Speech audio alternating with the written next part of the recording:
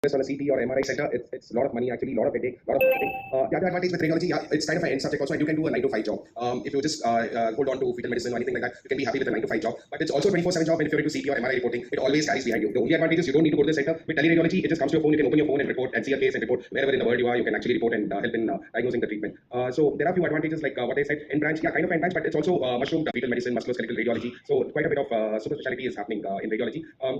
And the other thing is, setting own establishment is certainly not easy because I've just set up my own establishment. It's a big headache, compliance from all the departments, from all the different regulatory authorities, and completely with all the civic communities also. So establishing is a very headache actually. And as I was telling, marketing for the establishment is a very big thing. Teleradiology, of course, it is also having the advantage of late. You can work anywhere. You can actually sit at home. If you're okay with not being exposed to patients or anything, you can just sit at home. There's a lot of teleradiology work happening, not just the Indian one, even the international ones. You just have to sit at home, open a computer. You can in fact go anywhere in the world, just sit, log in, report, and come back. You don't need to have a typist also. You have all automated typing softwares now. So that's one advantage. So you don't have to really do a 9 to 5 job also. Earning cap, yes, you kind of saturate after some time. So you reach a plateau unless you go to do your own investment and it becomes more of a business and entrepreneurship, or else it kind of plateaus after some years. Lesser recognition, yeah, you don't get the direct recognition, but it's a peer reviewed department. The patient won't directly anytime praise you or anything, thank you, but it's always the peer. This one is a kind of a department. So if the treating doctor or the referring doctor is happy with you, I think that should be a good thing. And since it's going to be a peer-to-peer kind of a department, you need to be on your toes. You need to be equally knowing the subject, what it is, what he wants, so what they are doing, what advancements they are doing, what is the kind of thing they expect in the report. So that way, it's a learning curve every day. Okay, thank you so much, Dr. Deepak. So he's just opened his center. So it's not about just being a doctor, maybe a little being an entrepreneur.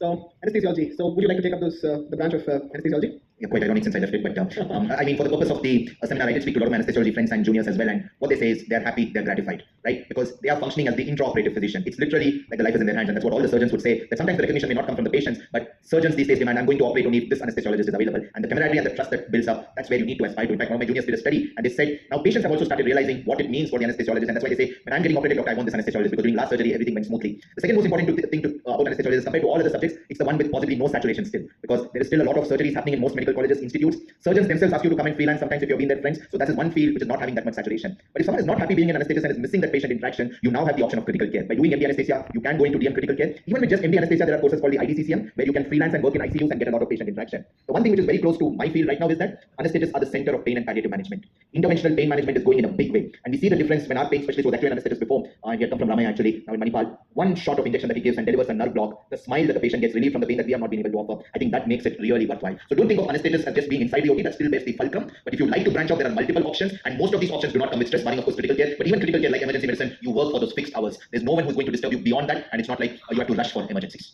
Thank you. I think this, what you said is very important. So it's just not in the medical, like the oncology side, but even after a routine surgery. And take it from me, you've slogged, you've got the patient, you've done a replacement, you've got them up and walking. But the only thing the patient will remember is how many times they got a prick for an eye line. Okay, so your anesthesia